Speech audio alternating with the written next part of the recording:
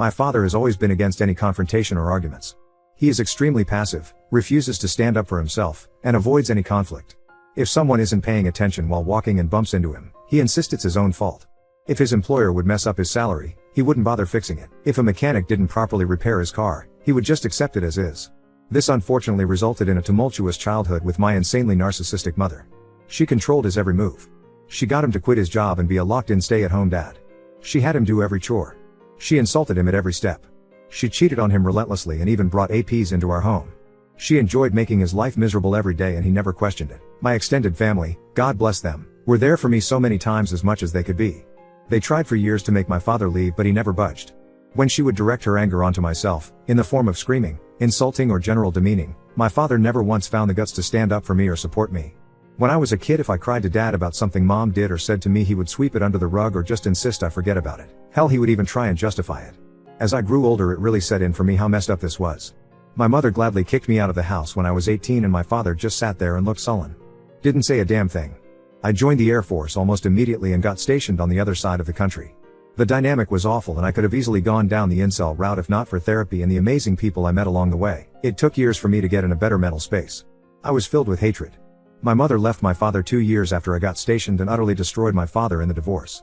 She was killed a year later in a DUI with one of her APs. I took a lot of joy in hearing that it took her hours to die, and that's when I really knew I needed help to process things. I'm almost 30 now, have a girlfriend who is perhaps the best thing to ever happen in my life, and fully understands the situation. With my family, I have learned to not allow myself to be consumed with anger and resentment by my past, or so I thought, you'll see, and instead put that energy to my future. I have been extraordinarily low contact / near no contact with my father since I left. As much as I try, I cannot make that connection with him. I recently went to a family reunion and brought my girlfriend with me. My father was there as it was his side of the family. They have many issues with him but he is family so whatever I guess. I made sure to avoid him. I was chatting with my uncles when I heard my father talk in the background. He was discussing how a coworker of his was going through a divorce as he discovered his wife was having an affair, and was positioned to have a very favorable divorce on his side. My father remarked how his coworker should work instead to forgive his wife and by his own words set a good example for unity and forgiveness, and how he believed he set a great example for me in that extent. I swear it was like a switch went off in my head and I was mentally back to being the rage-filled 18-year-old. All these years and he never learned a damn thing. I turned to him and asked if he was fucking serious. He looked at me and started to stutter. I know the next minute was pure word vomit and I can't relay it perfectly, but to sum it up I shouted how he was a pathetic father, pathetic man, his family all know he's a disgrace of a human being who would rather his son be treated like shit than defend him because he's a fucking coward. No one would ever see him as an example to live by. His wife would rather fuck half the neighborhood than even touch him, and he should never ever believe anyone respects him. I began to derail and ramble between my shouting and my girlfriend quickly took me out and drove me home. It was insane just how quickly being away from him made me feel better. She just held me when we got back and told me it's okay. Again, best thing to ever happen to me. I was ashamed of how I lost it and am now going to resume my therapy, that's a given. However, I'm glad I finally unloaded. Always needed to be said onto him. Extended family is pretty mixed with reactions. His brothers / my uncles said it was time for him to hear it from me. My grandparents are pissed I did that in front of the entire extended family, with some saying I should have done that behind closed doors instead of everyone. Update 1. Thanks for the advice and recommendations, even amongst some of the UDA. However, some of them needed to be addressed because they were either hilarious or cringe-worthy. Some of them were very angry, and they kind of confused me at first until I saw their comments further down or saw their profile and saw rants about double standards or complete non-sequitur ramblings about women. So yeah, not helpful advice, and they were great dark reflections about how I could have turned out if not for the support in my life too. Some attempted to portray my dad as a humble, kind, caring, sensitive old man who I'm just being a big bully too. This was a very good insight into how enablers of abuse get away with so much in today's worlds, because so many people forget how they are part of the abuse themselves. 3. Some were attempting to mentally dissect me or have a gotcha moment with me too. Pull apart my story. That was generally asinine and I had to step away from those before they asked for my cranial measurements or something, so it was pretty much immediately when I was up the next morning that I realized I needed to resolve the events of last night. I first spoke to my girlfriend and gave a sincere apology for having her see me like that. She reassured me that nothing was wrong. She'd known me for years and has always known me to be level-headed, and understands why I kinda snapped. She herself has a history of dealing with narcissistic families, so she absolutely understands the dynamic. She only really told me that it would be best to work on spending time around my extended family since my father will always be there. I told her don't worry, I'm immediately going to talk to them afterwards to figure that out. So that part's fine. Looked like kind of an ass in front of her, but I'm making sure that doesn't happen again. I also informed of her my intentions to resume more therapy just to keep myself steady, which she was happy to hear. I called my grandparents and sincerely apologized as well for putting such a sore dent into their family reunion. That it wasn't appropriate, and while I still feel it felt good to say that to him, it should have been privately and not in front of everyone. I also told them that going forward, as much as I love spending time with them, since the family always hangs out in one group that my father will always be in, for now until I can handle being around him, I need to distance myself occasionally until I feel comfortable interacting. I told them that I am nor would I ever be establishing an ultimatum or demands of them, and that either way I need to step back. I guess during my apology and explanation I was kind of just going on a tangent because my grandfather interrupted me to calm down. He told me that after I left, people kind of separated or slowly started leaving, and they eventually were able to talk to my father one-on-one. I guess seeing me have such a freak out resulted in my grandmother having a mini freak out of her own when she started talking to my father, resulting in her kicking him out. While I have a great relationship with both, my grandmother has always been extra protective of me, so seeing me that way must have set off a fire in her. My grandfather then said that it has become a bit of an open family secret my father's failing. His brothers taunt him about it and generally don't have a great relationship with him, and for my grandparents it's always just uneasy. But seeing me the other day and how it still affects me so much has really liked in for a lot of people that it was really bad. They began to try and say sorry if they didn't do enough, which I very adamantly retorted that they did more than what anyone could have expected. It was very emotional for a minute, but culminated in then telling me that they have decided to distance themselves from my father for the time being, and have given him the ultimatum that unless he has a deep introspective and regularly goes to therapy, that distance may become permanent. My extended family, I've been told, are going to try and reach out or call or whatever, but I asked them if they could relay to them that it's not necessary, and that I'm fine and am sorry to them as well for ruining the day, which again, they told me I shouldn't apologize for being hurt. Since then extended family have sent some messages with the general consensus that it's okay, with some older members complaining about my lack of respect towards my father, and finally, I texted my father hoping to meet at a local coffee shop and have a final talk. I met him and he didn't look good. I think his parents tearing into him finally got the message through. I had so many things I could have said, but I instead asked him first thing if the coworker he gave the advice to took it well. He just said that neither him nor several coworkers interact with him anymore. I asked him if he truly 100% believes that every single thing he did for me as a child was for my benefit. He didn't really say anything. I then finally asked if he has any regrets for how I was treated as a child, and if he thinks he ever did anything wrong. He looked utterly defeated and just mumbled that he could have done more. I could have poked and prodded and could have gone on another rant, but instead I told him this should be goodbye and I hope he gets the help he needs. I think finally unloading my frustrations was what I needed to finally be able to move on and find peace. I absolutely need to keep on track for therapy and admit that a public bitching moment isn't okay, but I should be fine. The ability to control one's failures, yes, that's what I'll call your situation, is very powerful. Update 2. I met with my dad's brothers, who invites me out to a popular lunch spot. For context and clarity, Dale is the oldest brother. He is married and has a daughter and a son. My father is the second oldest.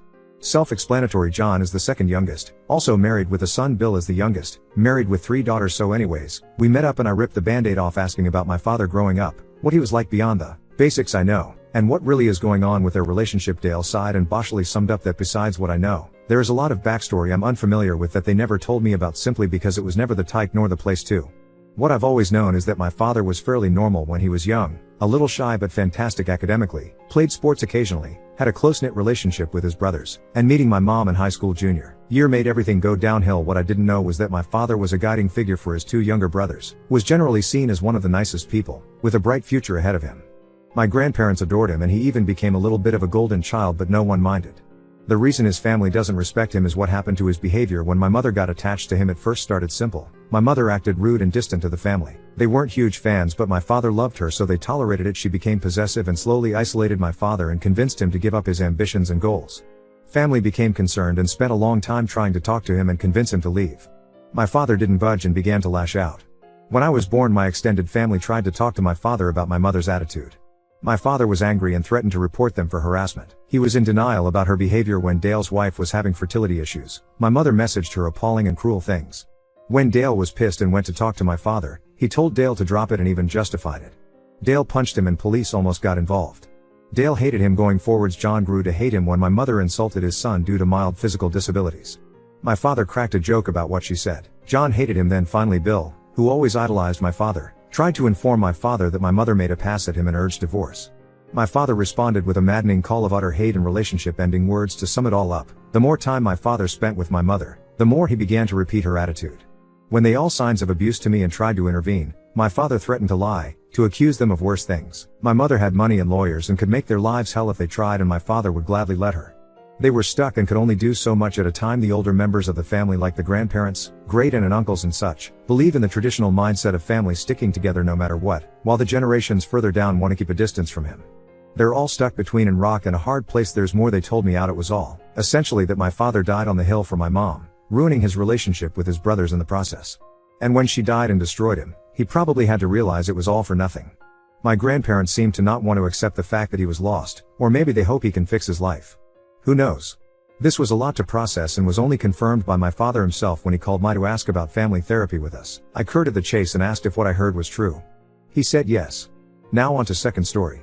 Lent my grandmother's antique lamp to my best friend for safekeeping, and now she claims it as hers, risking our friendship. I, 45F, have a dear friend Lauren, 43F. We grew up together, and she was a bridesmaid at my wedding 20 years ago. Several years ago my husband and I had a great opportunity to work and live abroad for a few years. It required that we sell our house and most of our belongings, and put the rest in storage. One item I did not want to let go was a beautiful antique crystal lamp that belonged to my late grandmother. It holds many important memories for me. Unfortunately, our storage unit was so full that I was afraid I wouldn't be able to squeeze it in without giving up something else we wanted to keep.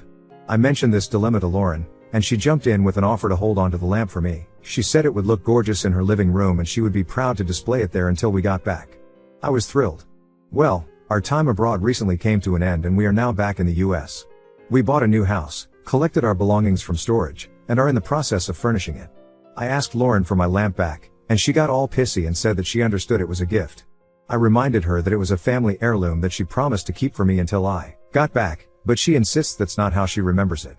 She said she adores this lamp, it's the focal point of her living room decor, and that if I demanded it back our friendship would be over. I'm heartbroken. She is one of my oldest friends, and while she can be quirky, she's never done anything like this before. I don't want to lose her friendship, but I also don't want to lose a treasured family heirloom. It's also worth quite a bit of money, it appraised at over $2,000. To be clear, I am 100% confident that I did not tell her it was hers to keep. Given our lifelong friendship, I thought it was safe to leave it with her. I can't even fathom why she thinks I gave it to her. We are not rich, I would never give a gift that expensive to anyone. To make matters worse, I told my sister about all of this, and she hit the roof. That lamp holds memories for her too, and she was livid that it might be lost to our family. I've always intended to pass it down to my own daughter. So last week I told Lauren I want the lamp. She burst into tears and accused me of putting material things over friendship but said she'd give it back, although she keeps coming up with excuses why she's been too busy to either bring it over or let me come by to get it. Now I'm wondering if she's right. Is a lifelong friendship more important than a lamp? Ida for demanding it back, hurting Lauren's feelings and making her think I don't care about our friendship? Top commenter, she's the one who issued the ultimatum. She's the one who would rather have her aesthetic house with the lamp than you as a friend. She's the one who convinced herself you'd let her keep a beloved antique, despite the fact that she literally only has possession of it because you wanted to keep it. Her own logic/story is full of holes and she knows it. That's why she's going nuclear. When was the last time you were at her house? Have you seen the lamp recently? Are you sure it hasn't been broken or sold? Or is she just really so deluded that she built her room around an item she doesn't own, and has been showing of her antique for years? Oop, yeah, I have to agree with you. Thanks for your comment. Oh and yes, I did swing by her house to say hello a few weeks ago when we first got back, and the lamp was there. I didn't ask for it back at that time because we were still in the process of buying a house, so I had no place to put it. But I do now, and damn it I want it back. I'm hoping she's just behaving like this because she really did remember it wrong. It has been a few years, after all, and just hasn't come to terms yet with losing something that she clearly has fallen in love with. I will try to reason with her and see what happens, but all of the responses in here are solidifying my initial belief that I am not in the wrong by demanding it back. Commenter, having read most of the responses so far, I think if it was me, I'd send a letter, email, whatever that puts this good advice together and points out the flawed logic that she is using, and then give her a few days to think/reconsider. It seems like this behavior is really out of the blue from what you described, so maybe something's gone wrong. I mean, who knows? It could be that she was always like this, and you didn't see it. Friendships sometimes be like that. But, there might be something else going on. If a little time and a clear-headed look at the whole situation doesn't elicit a reversal on her part, then I agree with all the posts that suggest pursuing the lamp through whatever means you need to, because in the end, that is the final part of your boundary, and she has made the decision to sacrifice a friendship. What a shame. I hope she, sees the light. I'm sorry. It was just right there, and I'll see myself out. Oop. I wish I had time to respond to all of these comments, but right now I'm just responding to the few that really strike home. So, yeah. You've touched on multiple important points. First, this is definitely not normal behavior, but I mentioned she's a bit quirky. What I meant by that is that she can be a bit OCD. So maybe what's going on here is that for some reason she has become kinda obsessed with this lamp, and has convinced herself she's in the right? I tend to be a compassionate person, and it sounds like you are too in recognizing that maybe something's gone wrong in her life leading to this bizarre behavior. Given that I've been overseas for the past few years, it's possible there's something going on that I don't know about, although we have kept in touch from afar, and she hasn't mentioned any major issues. But your point is worth exploring. I've read all of the responses so far, and they have confirmed for me that I'm not in the wrong by asking for it back. I still would like to think there's a chance of saving the relationship. I like your idea of trying to have a rational conversation with her, maybe in writing, and trying to dig into what might be going on in her life causing her to not see the logic in my right to ask for it back. Best case scenario, she senses my compassion and care for her in asking what might be going wrong in her life, rethinks her position in keeping the lamp, and agrees to give it back and talk things out with me. Thanks again for your feedback. And your witty last line gave me a giggle. Smile commenter. Something that has not been touched on that will be a likely default on Lauren's behalf, is that she will do everything to play the victim in your social circles and paint you as a pariah, since she's already threatening you with throwing away a 20-year friendship over a lamp. In today's social media obsessed world, she'll come out as the one who's been wronged. You make a very good point. The good news is that she's not really much into social media. We do have a lot of friends in common, but she's generally not the type to go around airing dirty laundry. I'm still hoping she'll rethink her position and we can put this behind us, as I'm willing to forgive and forget. But either way, I'm getting that lamp back. As you pointed out, I didn't just give it to someone to use and potentially destroy. I trusted it with someone I've known my whole life, who has never done anything to harm me, as I felt better about it being with her than collecting dust in storage. And I figured my grandma would appreciate knowing it was being shown and loved while I was away. Update 1. I got the lamp back. I want to thank everyone who commented for all of the support. It helped me to see how I was allowing Lauren to manipulate me into believing that somehow I was in the wrong for wanting my lamp back. Early this morning I drove over to her house. It's Saturday, so I figured she'd be home, and she was. I could tell as soon as she opened the door that she knew why I was there. And yes, the lamp was there. Someone commented a suggestion that I bring her a bottle of wine to thank her for caring for my lamp, and I thought that was a great idea. Lauren does love wine. Smile. I brought her a very nice bottle that we brought back from abroad. I said I'm sorry things have gotten tense between us, and I do value her friendship very much. I handed her the bottle and told her this is a gift to say thank you for taking such good care of my grandma's lamp. I said I'm sorry if there was any confusion about my intention in letting you hold on to it, but I think you know now how important that heirloom is to me and my family, and I need to take it back. She kept saying she believed it was a gift, but I stood my ground and said she is remembering it wrong. I reminded her that this was a family heirloom. I said think about this. To you, it's a pretty lamp. To me, it's a reminder of my departed grandma, and all the wonderful time spent in her house with this lamp lighting up her living room. How could she argue with that? I didn't get angry, I remained calm but firm. In the end she just threw her hands up and said fine, and I unplugged the lamp, gave her a hug and left. She was clearly upset, but I didn't stick around to see how she reacted. I don't know what's going to happen with our friendship. I will say that I feel differently about her now, but if she is willing to move past this, so are my lifelong friends are hard to come by, and one dispute shouldn't end it. If we do move forward, I will know not to trust her with something like this again. But it's entirely possible I will never hear from her again. I don't plan on reaching out anytime soon. There were too many comments for me to address them all, but I want to answer a few questions. First, I wasn't going to get the police involved. This is a civil matter, not criminal. I know I had the option of small claims court, and I guess I would have if necessary. I have plenty of photos of that lamp in my other house, and even in my grandma's living room. My sister lives in another state, so bringing her wasn't an option. My husband would have come with me, but I wanted to try to work this out between us. Yes, I should have gotten something in writing before we left, but it was a very chaotic time and I just didn't think about anything but being grateful I didn't have to figure out how to squeeze the lamp into storage.